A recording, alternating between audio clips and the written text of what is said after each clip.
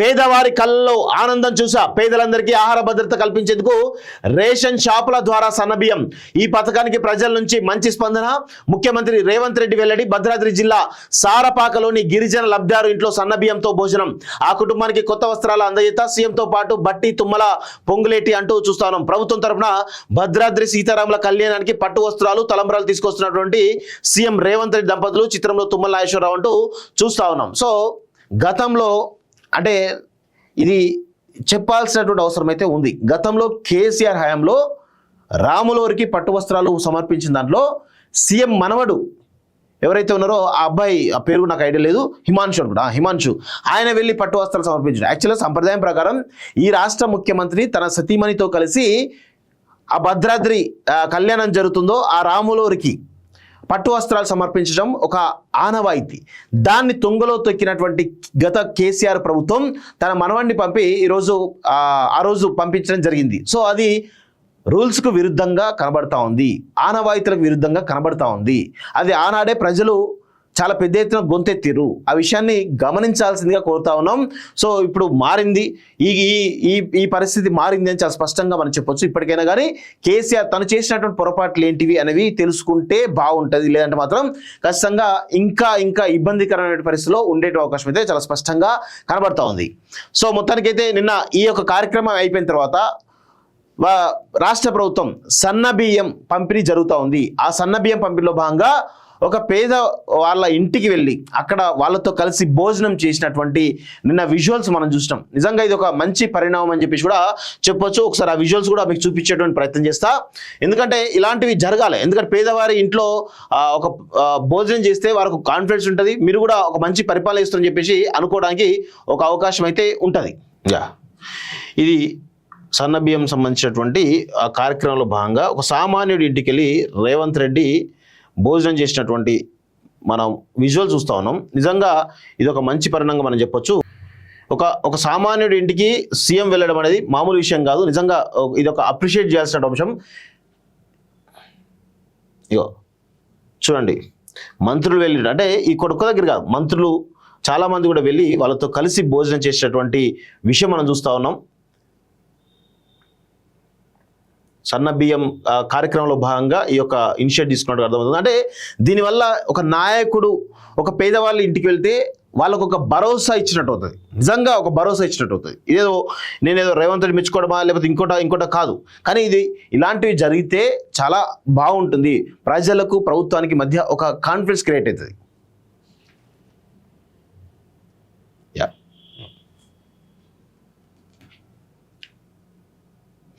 పొంగులేటి శ్రీనివాసరెడ్డి కావచ్చు, మిగతా మంత్రులందరూ కూడా వాళ్ళతో కలిసి భోజనం చేశారు. అది కూడా చూడండి, ఎంత చిన్న ఇంట్లో వీరందరూ ఏ విధంగా భోజనం చేస్తున్నారో ఒకసారి చూడాల్సిందిగా కోరుతా ఉన్నాం.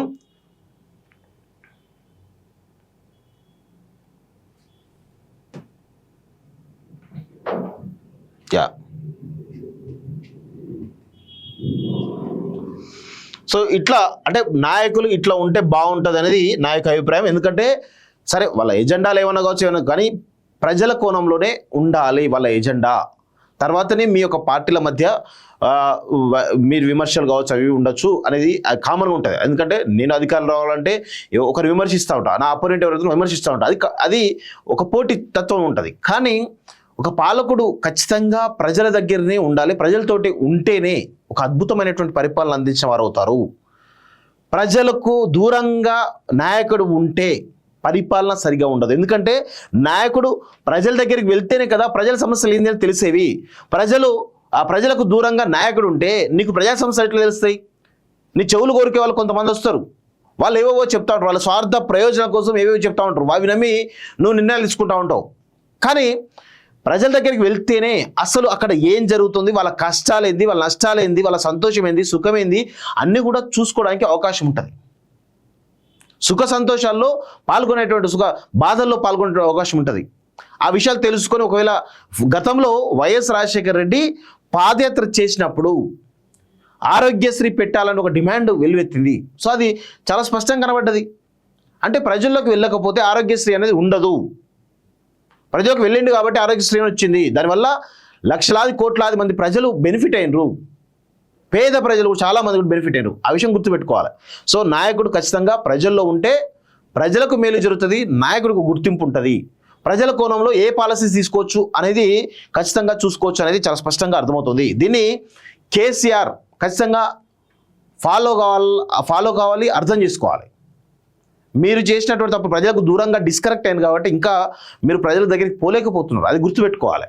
పేదవారి కళ్ళలో ఆనందం చూసా పేదలందరికీ ఆహార భద్రత కల్పించేందుకు రేషన్ షాపుల ద్వారా సన్నబియ్యం. ఈ పథకానికి ప్రజల నుంచి మంచి స్పందన. ముఖ్యమంత్రి రేవంత్ రెడ్డి వెల్లడి. భద్రాద్రి జిల్లా సారపాకలోని గిరిజన లబ్ధిదారు ఇంట్లో సన్నబియ్యంతో భోజనం. ఆ కుటుంబానికి కొత్త వస్త్రాల అందజేత. సీఎంతో పాటు బట్టి తుమ్మల పొంగులేటి అంటూ చూస్తా ఉన్నాం. ప్రభుత్వం తరఫున భద్రాద్రి సీతారాముల కళ్యాణానికి పట్టు వస్త్రాలు తలంబరాలు తీసుకొస్తున్నటువంటి సీఎం రేవంత్ రెడ్డి దంపతులు, చిత్రంలో తుమ్మల నాగేశ్వరరావు అంటూ చూస్తా ఉన్నాం. సో గతంలో అంటే ఇది చెప్పాల్సినటువంటి అవసరం అయితే ఉంది. గతంలో కేసీఆర్ హయాంలో రాములవారికి పట్టు వస్త్రాలు సమర్పించిన దాంట్లో సీఎం మనవడు ఎవరైతే ఉన్నారో ఆ అబ్బాయి, ఆ పేరు నాకు ఐడియా లేదు, హిమాంశు అనుకుంటా, హిమాంశు, ఆయన వెళ్ళి పట్టు వస్త్రాలు సమర్పించాడు. యాక్చువల్గా సంప్రదాయం ప్రకారం ఈ రాష్ట్ర ముఖ్యమంత్రి తన సతీమణితో కలిసి ఆ భద్రాద్రి కళ్యాణం జరుగుతుందో ఆ రాములవారికి పట్టు వస్త్రాలు సమర్పించడం ఒక ఆనవాయితీ. దాన్ని తుంగలో తొక్కినటువంటి గత కేసీఆర్ ప్రభుత్వం తన మనవడిని పంపి ఆ రోజు పంపించడం జరిగింది. సో అది రూల్స్కు విరుద్ధంగా కనబడతా ఉంది, ఆనవాయితీలకు విరుద్ధంగా కనబడతా ఉంది. అది ఆనాడే ప్రజలు చాలా పెద్ద ఎత్తున గొంతెత్తిరు. ఆ విషయాన్ని గమనించాల్సిందిగా కోరుతా ఉన్నాం. సో ఇప్పుడు మారింది, ఈ పరిస్థితి మారింది అని చాలా స్పష్టంగా మనం చెప్పొచ్చు. ఇప్పటికైనా కానీ కేసీఆర్ తను చేసినటువంటి పొరపాట్లు ఏంటివి అనేవి తెలుసుకుంటే బాగుంటుంది. లేదంటే మాత్రం ఖచ్చితంగా ఇంకా ఇబ్బందికరమైన పరిస్థితిలో ఉండే అవకాశం అయితే చాలా స్పష్టంగా కనబడతా ఉంది. సో మొత్తానికైతే నిన్న ఈ యొక్క కార్యక్రమం అయిపోయిన తర్వాత రాష్ట్ర ప్రభుత్వం సన్నబియ్యం పంపిణీ జరుగుతూ ఉంది. ఆ సన్నబియ్యం పంపిణీలో భాగంగా ఒక పేద వాళ్ళ ఇంటికి వెళ్ళి అక్కడ వాళ్ళతో కలిసి భోజనం చేసినటువంటి నిన్న విజువల్స్ మనం చూసినాం. నిజంగా ఇది ఒక మంచి పరిణామం అని చెప్పేసి కూడా చెప్పొచ్చు. ఒకసారి ఆ విజువల్స్ కూడా మీకు చూపించేటువంటి ప్రయత్నం చేస్తా, ఎందుకంటే ఇలాంటివి జరగాలి. ఎందుకంటే పేదవారి ఇంట్లో ఒక భోజనం చేస్తే వారికి కాన్ఫిడెన్స్ ఉంటుంది, మీరు కూడా ఒక మంచి పరిపాలన ఇస్తారని చెప్పేసి అనుకోవడానికి ఒక అవకాశం అయితే ఉంటుంది. ఇది సన్నబియ్యం సంబంధించినటువంటి ఆ కార్యక్రమంలో భాగంగా ఒక సామాన్యుడి ఇంటికి వెళ్ళి రేవంత్ రెడ్డి భోజనం చేసినటువంటి మనం విజువల్ చూస్తూ ఉన్నాం. నిజంగా ఇది ఒక మంచి పరిణామంగా మనం చెప్పొచ్చు. ఒక సామాన్యుడి ఇంటికి సీఎం వెళ్ళడం అనేది మామూలు విషయం కాదు. నిజంగా ఇది ఒక అప్రిషియేట్ చేయాల్సిన అంశం. ఇగో చూడండి, మంత్రులు వెళ్ళి, అంటే ఈ కొడుకు దగ్గర కాదు, మంత్రులు చాలామంది కూడా వెళ్ళి వాళ్ళతో కలిసి భోజనం చేసేటటువంటి విషయం మనం చూస్తూ ఉన్నాం.